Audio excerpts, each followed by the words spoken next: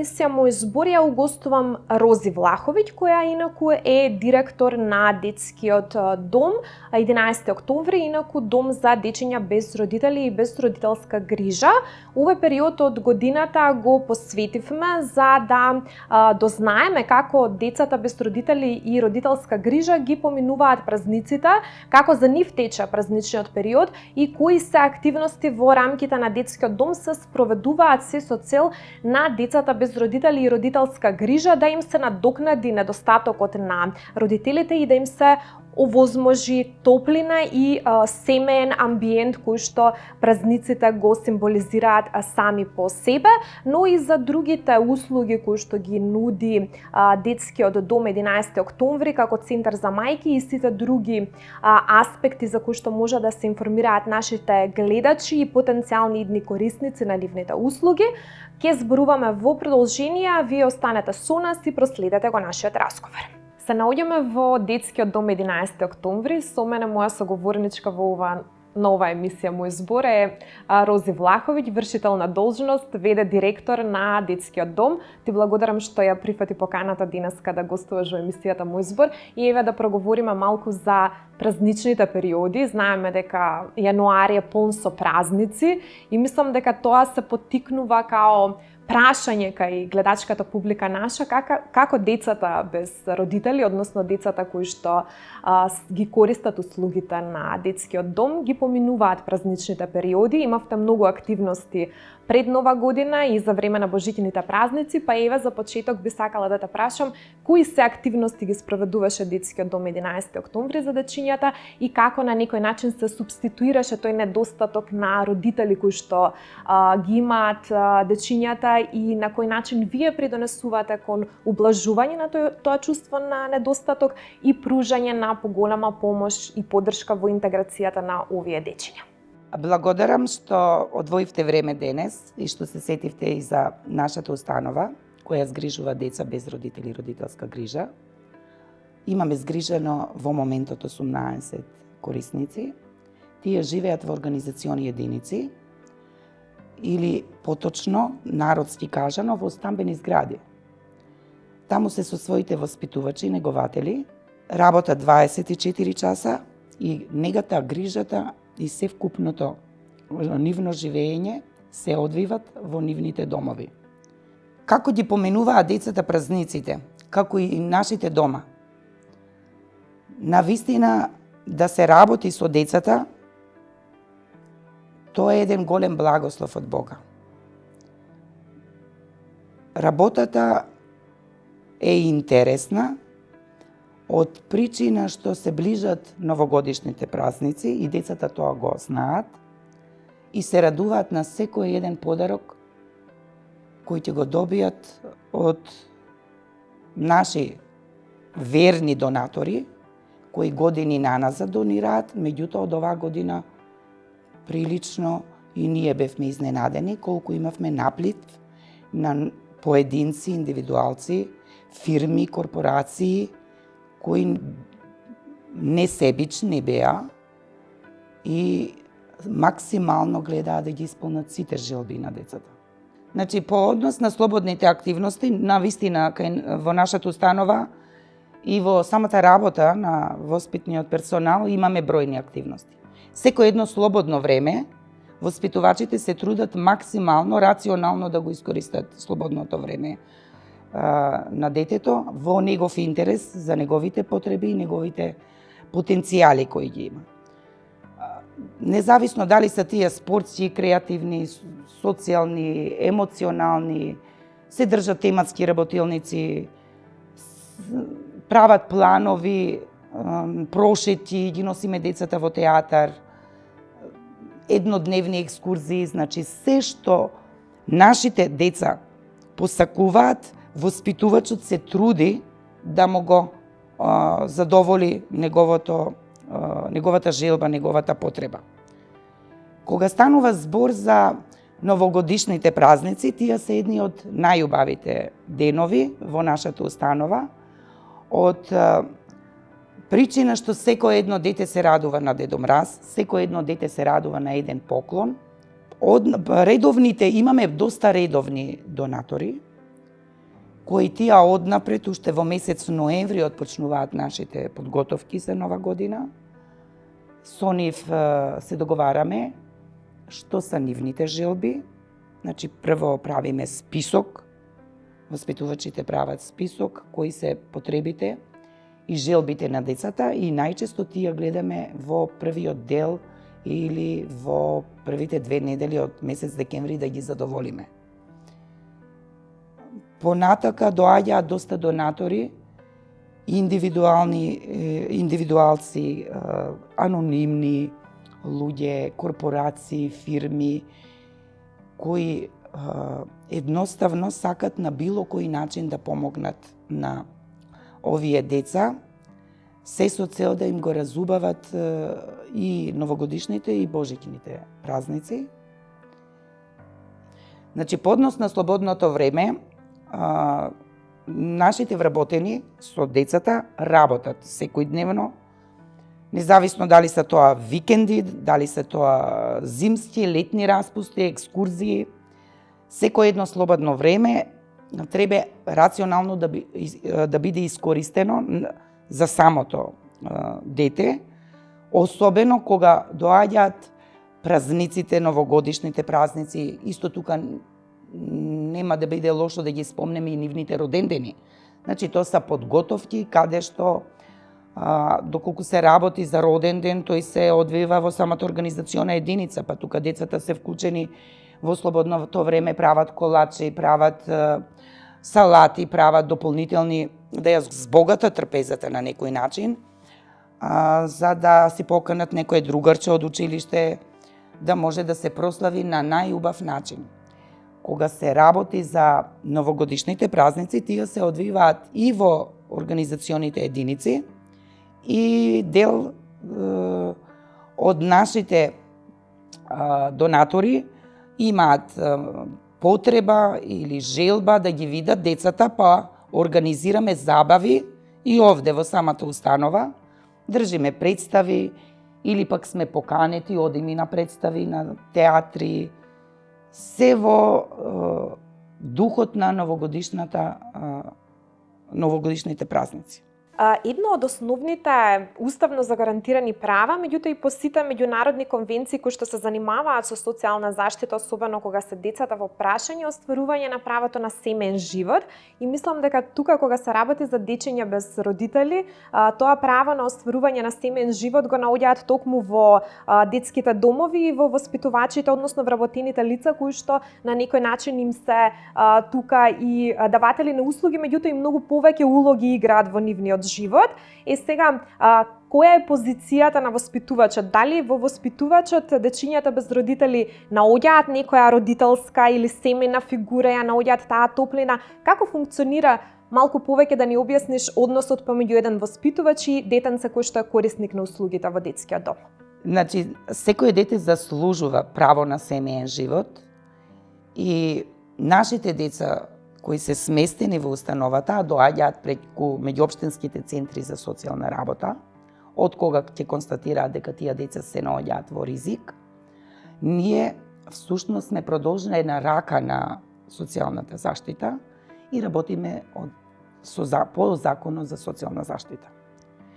Како установа, да, ги згрижуваме децата за подобра нивна иднина, работат со нив воспитниот персонал, а по однос на близината воспитувач дете, таа е основната алка и за воспитувачот и за детето.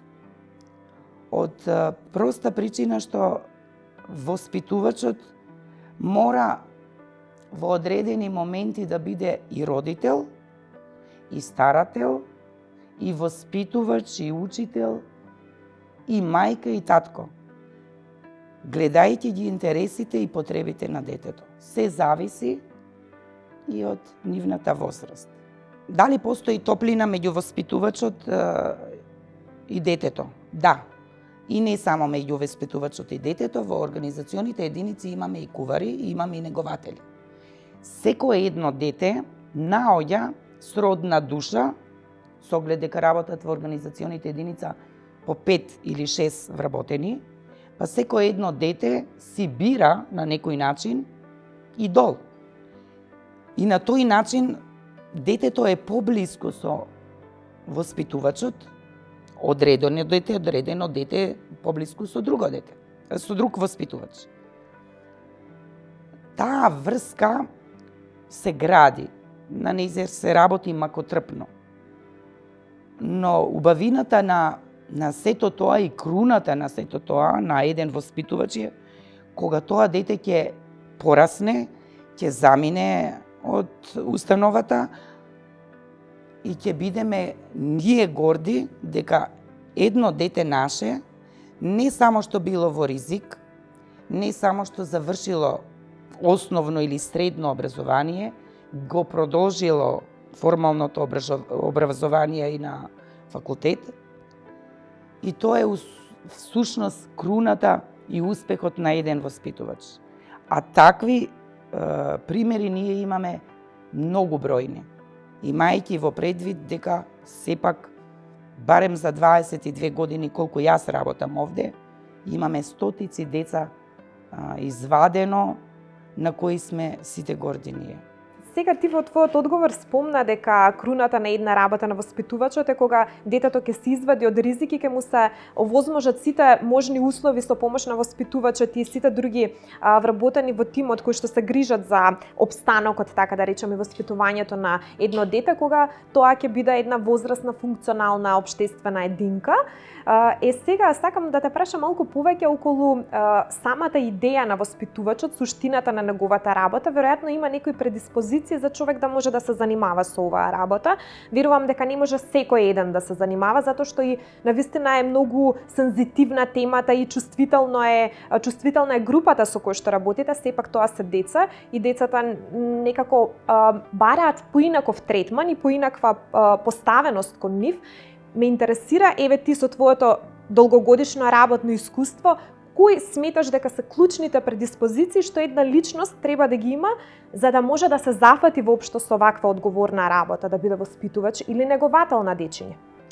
Основните предиспозиции за да работи со едно дете е љубовта. Љубовта према детето.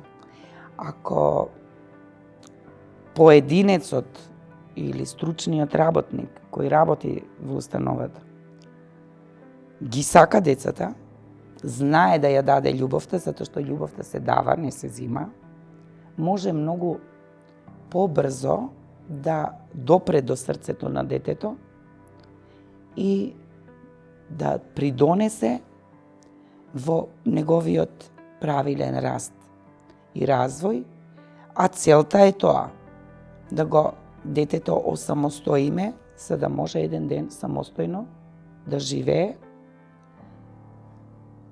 и да придонесува како и сите ние во општеството. За еден воспитувач да може да работи овде со децата, потребни се многу вештини како личност да ги има стекнато и ние ги стекнуваме и се уште работиме на нив. Мора да е толерантен, мора да има емпатија, мора да работи и да знае тимски да работи. Мора да знае да биде добар слушател, да го сослуша детето. Мора да се стави на некој начин во неговите чизмички, кога тоа ќе биде натажено или кога тоа ќе има некоја болка, а за да ја отстраниме таквата болка и да ги отстраниме сите негови негативни мисли, тоа не може да го допре формалното образование, независно ти дали си педагог, психолог или социјален работник. За тоа треба многу труд, многу работа, многу љубов, многу трпение, за да детето стекне доверба во тебе и да можеш, значи полека, но сигурно да го надоградуваш во правилниот начин на живење. Еден воспитувач треба да поседува доста вештини кои не се стекнуваат во формалното образование, затоа што нашите деца се со различита возраст и мора да ги познава и социјалните вештини, и емоционалните вештини, и кулинарските вештини, и креативните вештини, за да може детето севкупно да се надоградува. Знаете како? Еден воспитувач за да биде комплетен, он навистина не постојат во науката постојат точно што е најдобро, кои форми, кои методи, кои интервјуа се пожелни или потребни да се користат. Тоа правило во нашата работа не е исцрпено и секогаш има дополнително уште нешто. Значи, навистина тој треба да биде свестран. Навистина не постои во нашата работа веќе се дадов и веќе не можам. Толку е. Не е толку. Секогаш има уште плюс и плюс и плюс. Секојдневно воспитувачот работат со децата, имаат индивидуални разговори, имаат тематски работилници, групни разговори се држат, работат по програмата на установата, имаме оперативни планови, секој воспитувач од својот домен, затоа што кај нас воспитувачите се со различити профили на образование и секој еден кој е каде е најдобар, он тоа всушност го дава на детето. И затоа тимското живење во една организациона единица живеат од 5 до 7 деца. Од 5 до 7 и вработени во нека организациона единица има, зависност од возраста на детето, се вложува максимално да не изостане ни едно дете. Значи, во текот на 24 часовното работење нема воспитувач, независно дали е прва, втора или трета смена, не постои дете што не му било обратено внимание, направен индивидуален разговор, не сослушано. Тој воспитувач мора да биде родител. Ништо друго. Рози, слушајќи те од ова што го кажа дека воспитувачот има неисцрпна листа и на вештини, на карактеристики и на оние научни техники и методи кои што ги предлага науката, сепак тој мора да има и креативност и да се снаоѓа, да кажем, во течение, затоа што станува збор за жива материја и едноставно човек се учи додека е жив, нели? И многу ми е интересно кога разговарам со различни профили на теоретичари или научници, кои што едноставно ја држат таа научна догма, да кажам така, и луѓе од професијата, од праксата, кои што едноставно имаат од своето искуство најмногу влечат и најмногу учат, така што тие два профила на луѓе, на мислители, ми се навистина многу податливи и многу ми се интересни како соговорници на различни теми, во овој случај социјалната заштита на децата.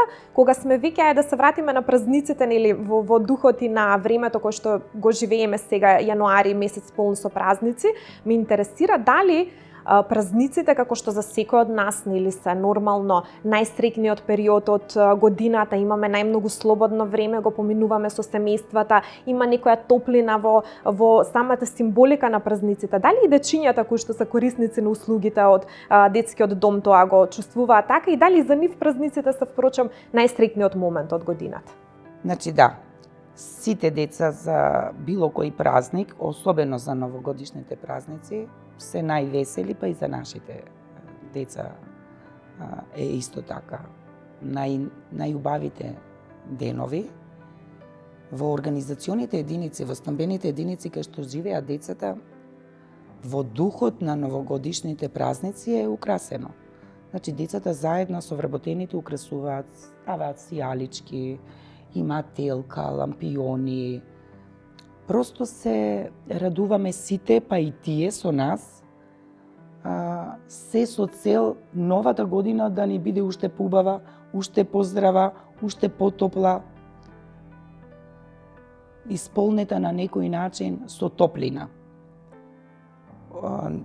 нашите деца не живеат поразлично од останатите деца. Значи, живеат во социализирани средини, живеат во моментот не се во установата. Меѓутоа, тие се згрижени во стамбени единици, каде секое детенце си има своја соба или има основни услови како што имаме и ние. Значи, тие ништо поразличито не живеат од нас. Дали придонесуваат? Да, придонесуваат. Сите придонесуваме. Во организационите единици има еден вработен со децата во една смена. Тој е родителот всушност. Тој е старателот, тој е учителот, тој е воспитувачот. Затоа јас секогаш го потенцирам воспитувачот и онаа догма на формалното и неформалното образование.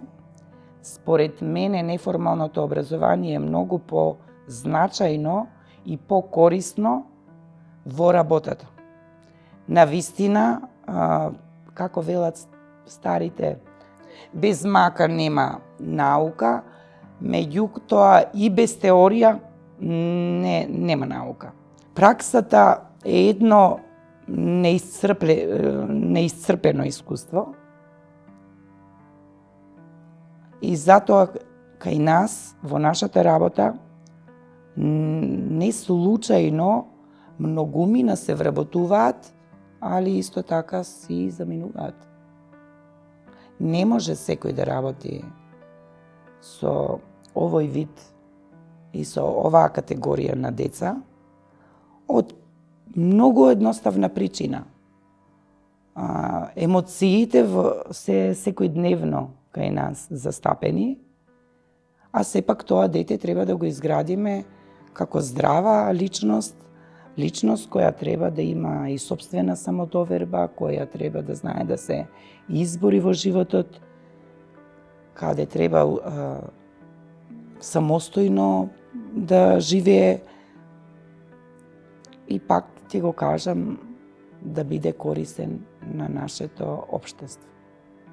По однос на новогодишните празници, да, децата заедно со воспитувачите особено се радуваат кога ги прават дедомразовците. Има едни модли, па имаме наши воспитувачи или кувари, кои се доста креативни во правење на колачи и тие учествуваат во изработка на некој начин.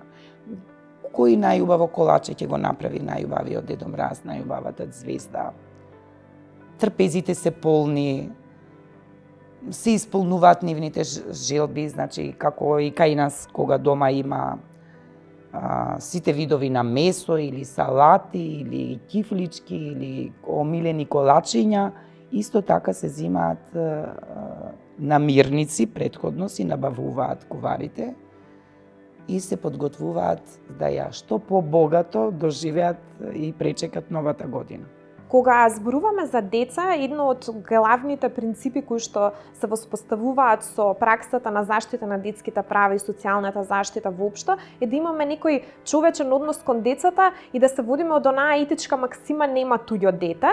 Колку се согласуваш со тоа дека сите ние како возрастни граѓани, како единки во општеството треба да се придржуваме кон тоа правило дека нема туѓо дете и некако одговорно да се поставиме кон децата кои што по некои околности немале среќата да имаат детство како повеќето други, односно да бидат без родители и да бидат сместени во, како што рече, во организациони единици или во некој друг тип на згрижувачки семејства.